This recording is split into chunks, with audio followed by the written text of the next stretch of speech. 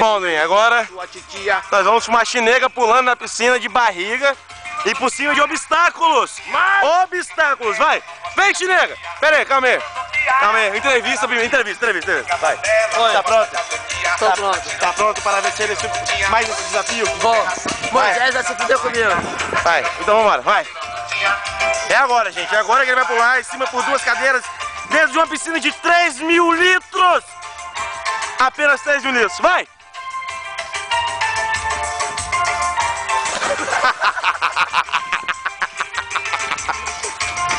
Pai, na verdade ele não conseguiu a barrigada por causa da altura do obstáculo.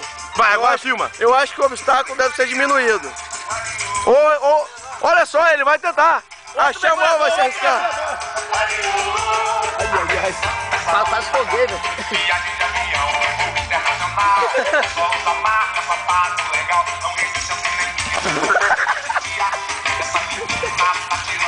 Não obteve sucesso. Foi o quê?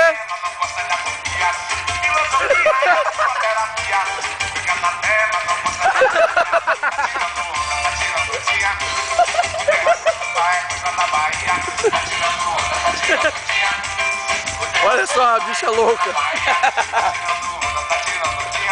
Brenda vai se divertir quando vem isso. Não, tá filmado. Claro. Próxima música. O que tem a próxima música? Assim. Hã? O que tem a próxima música? Não sei, tem que tocar. Você tá bêbado, não tá? Quem dera. Ah, tá. Olha pra mim de novo. Ixi, credo. Vocês confidem? Deixa eu lá pegar mais Tem que cerveja. errado, Vai de velho. lá, idiota. Chinega, um abraço. Um abraço. E o jumento, fede? Pede. Então tá bom, tchau. Well. Você não quis.